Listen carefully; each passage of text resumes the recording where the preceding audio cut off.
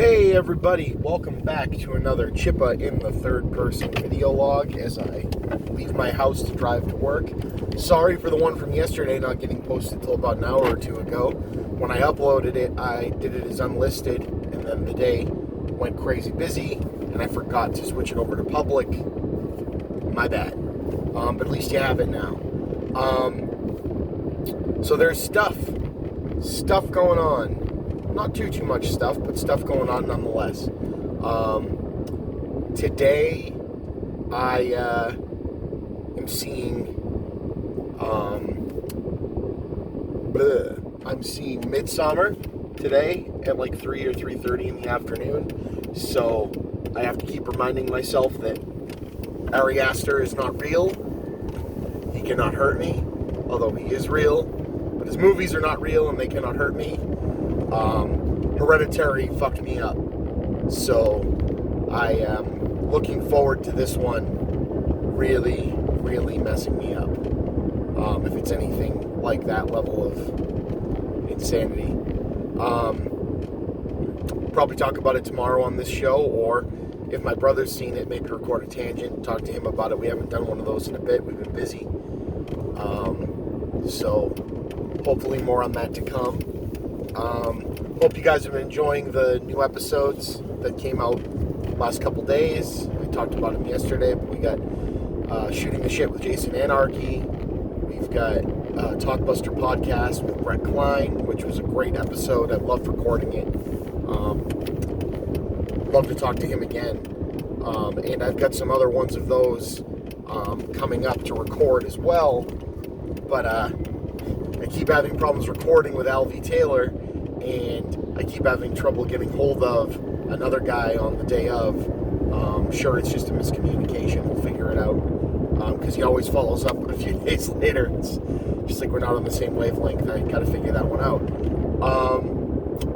Got the Talkbuster Podcast live recording coming up in August 24th. Got some cool stuff coming in the mail for that.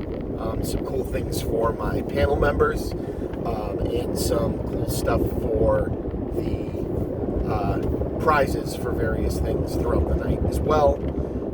Really looking forward to that. So I hope you guys will show up and enjoy. What's next?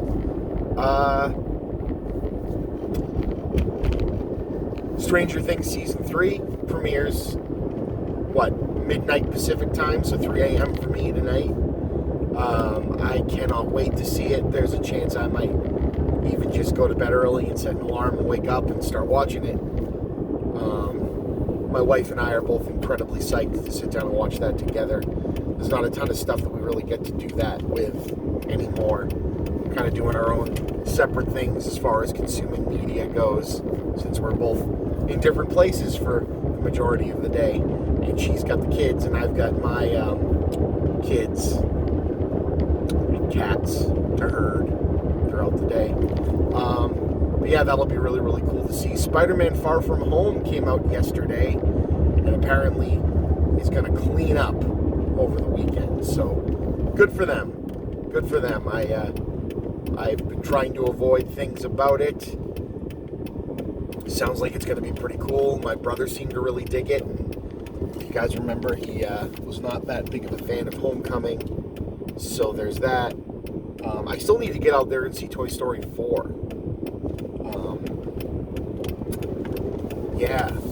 So, hey, speaking of prior conversations I had about things getting removed from movies and not telling people that there's anything different, this one falls into a weird gray area in that conversation because, I was kind of crapping on, and I still need to do an episode of Shooting the Shit with my buddy Steve to fully talk this out, because I think he's got a good perspective on it too. But there's a thing I always talk about that I hold pretty near and dear and important, from a storytelling or from a visual thing with, death of the author. You get your movie out there, even if it was imperfect, great. I have no issue with a director coming back and tweaking with their film. No issue at all. I have an issue with them coming back and tweaking with their film and then trying to sell it to me like it was the same version of the movie I saw when I saw it the first time. I like being told there's something different. I think that's very important. Just like, as much as the majority of Disney's Song of the South is extremely outdated, extremely racist, extremely hurtful, with time, releasing a version of that now or in the 80s or whatever they did with the less okay stuff taken out of it is fine. But you should, and again, with something like that, making the original unavailable is a choice by Disney. But tell me that this isn't the original version of the movie. Or tell me it's a different version of the movie. That's all I really care to know. That's why I have no issue with the Star Wars special editions. Because they released them in theaters and told me they were different. But then they went and tweaked with them even more and put them out on DVD and Blu-ray as Star Wars Episode 4, A New Hope, Empire Strikes Back, and Return of the Jedi, as if they were the original ones that, our parents saw in the theater, or I saw on taped VHS when I was a kid. So I'm all for improving things. I'm all for, even when they digitally remaster something, they say they digitally remastered it, right? So that's still noting that something is different. This is a different version of the film, and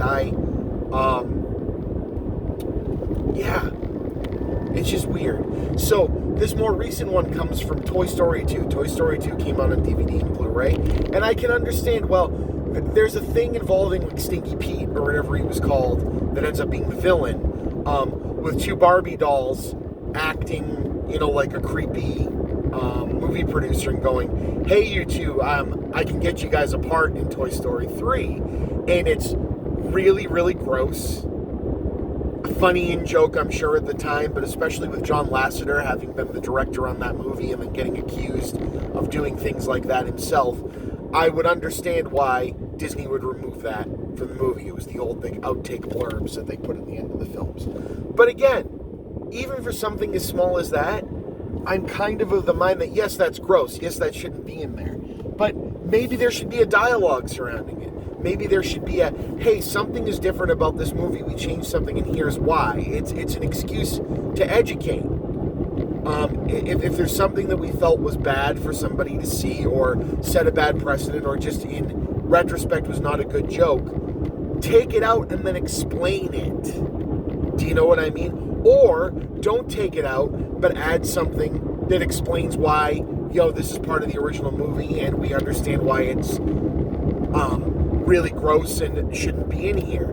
It's the same thing I went into with E.T. E.T. had, his special edition that Spielberg did, but when they released it on DVD, they released it with both films. They didn't supersede it with Spielberg's re-release version that at the end ended up being something that he wishes he hadn't done. Do you know what I mean? I get it, okay? A couple of little kids calling each other names and one brother calling the other brother a penis breath, is, kids making jokes. But it's the same thing as, a couple of kids calling each other gay or calling each other, pussy or, whatever. It's things that are demeaning, but kids do it. Do you know what I mean? So creating like a dialogue around the fact that, hey, these kids are wrong, they're taught wrong, or, society, that's the place to do these kinds of things. When they bring Sesame Street out on DVD, they brought it out unedited, but there was some shit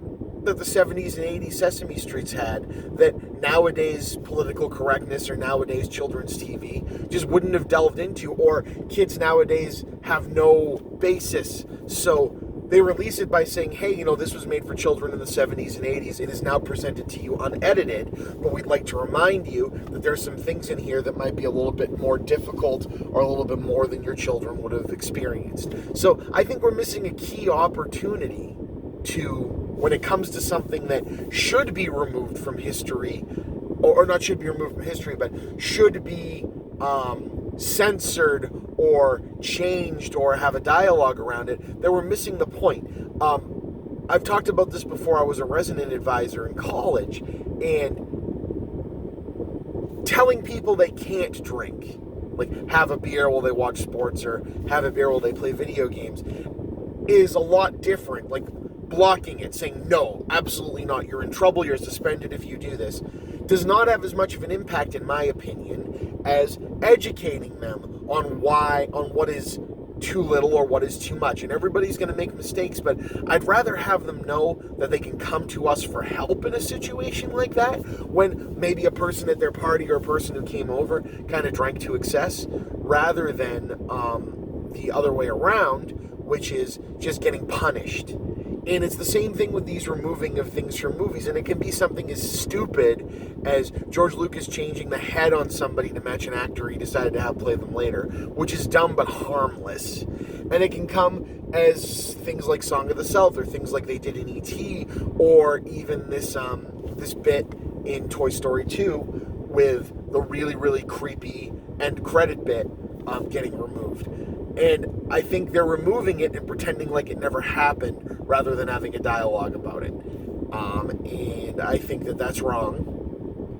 And I think that there's many other levels to which you can go with this. It's one thing if it's in a movie, like there's the conversation about statues that were put up with Civil War generals from the South getting taken down, Civil War flags getting taken down. The thing is yeah, that's a part of history. History does not have to be in your face. If it's a part of history that hurt you, it doesn't have to be in your face. So this thing with Toy Story, I can see the removal of it as it being something that hurt people. People were hurt in actual ways by the director of this film in situations like that. So noting there was a scene removed from this movie, it's still available on this DVD if you'd like to see it, with commentary from the producers and Disney and a dialogue. You see what I'm getting at? So those statues coming down, a reminder from someone that was actually harmed, or the people that were fighting in that war were trying to harm them, is okay. I mean, think about it this way. Holocaust memorials, right, are not vulgar or not graphic. Holocaust memorials outside are usually lists of names, a discussion of what happened. They're memorials. Cemeteries are memorials. But if you want to get into the more graphic side of it, something that could actually offend, hurt, or trigger people, you have to go into a museum in an enclosed place and accept the fact that you're going to see this stuff. And I just think without the dialogue, there's something missing. There needs to be a dialogue. I'll talk about this more later. I can't believe I got here from Toy Story 2. But this has been the Chippa. I'll see you guys on the other side. Bye.